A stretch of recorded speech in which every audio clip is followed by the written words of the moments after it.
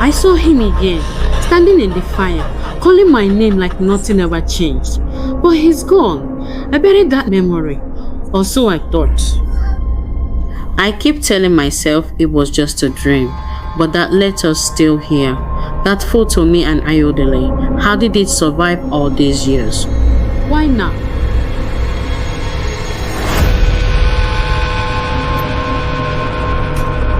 In Lagos, a city that devours the dreamers and decorates the liars, Kemi rose like morning mist, silent, deliberate, impossible to hold. She walked the runway not as a designer, but as a queen of illusion. Lace, silk, ambition all sewn into her bones. And yet, beneath the high heels and backlit applauses, her soul limped with a weight only she could carry.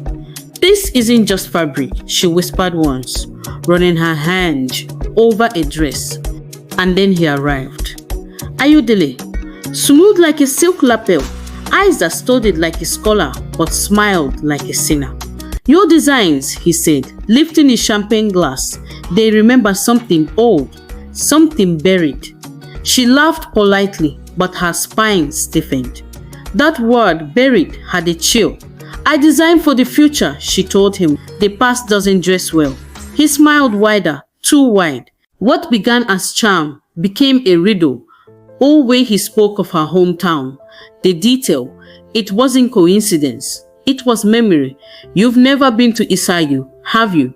Kemi asked. "Maybe I'm just good at imagining the past," said Ayodele.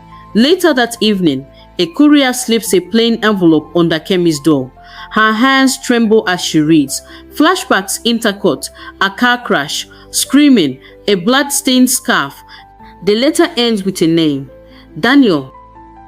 You buried Daniel, but the past does not stay buried. Ayodele is his brother, and he knows everything.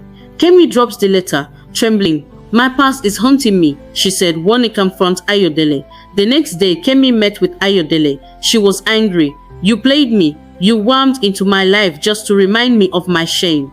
I needed to know if you remembered, if you even cared," said Ayodele.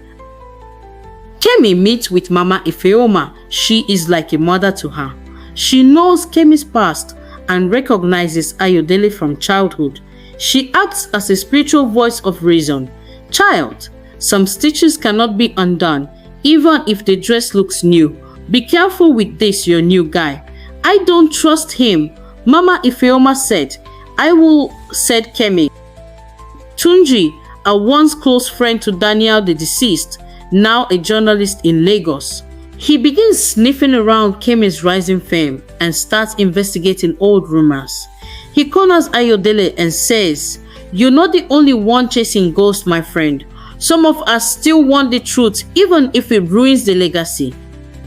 Nene approached Kemi at the office and advised her about Ayodele. She's loyal on the surface but subtly undermines her, especially as Kemi grows closer to Ayodele. Men like Ayodele don't chase love, Kemi. They chase leverage. Kemi stood, not the girl from Isiago, not the queen of Lagos, but a woman unmasked and breathing. "Maybe I wasn't running from the past," she said softly, tears on her cheek. "Maybe I was running from the mirror. And the mirror didn't lie. It showed her everything. The guilt, the grace, the girl she left behind. It's never too late. I will find out the truth."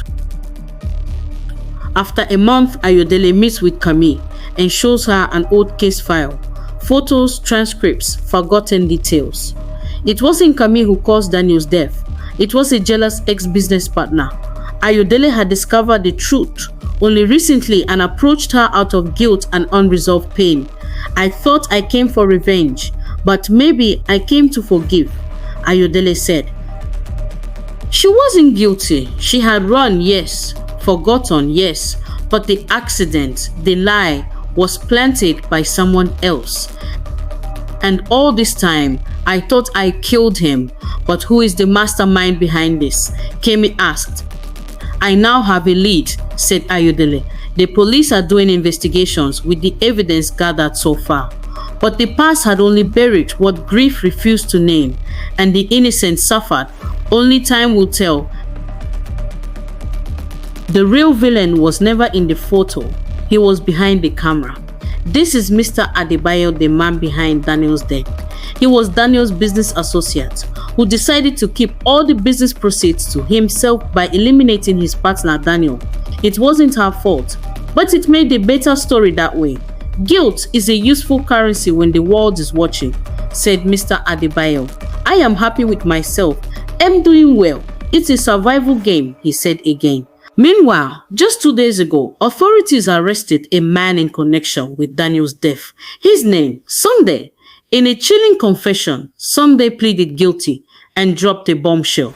He claimed that Mr. Adebayo himself had paid him to take Daniel's life, all for his own selfish gain. Kemi sat across from Ayodele, her hands trembling as he revealed the truth. It wasn't fate or her own mistakes that had taken Daniel's life. It was Mr. Adebayo, the man who'd been like a father to him. The weight of years of misplaced guilt crashed over her. She had abandoned her daughter, fled to the city, and built her life on a lie he'd crafted. Mr. Adebayo will pay for every wound he's carved into my life. Ayodele's voice trembled. Kemi could not hold back her tears. Why me? What sin did I commit? I have lost my love, my daughter, and the very home that once held my happiness, Kemi whispered to herself.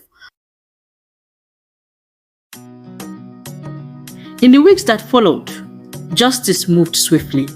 Adebayo was arrested, his confident smile replaced with the hollow stare of a man who had run out of power and excuses.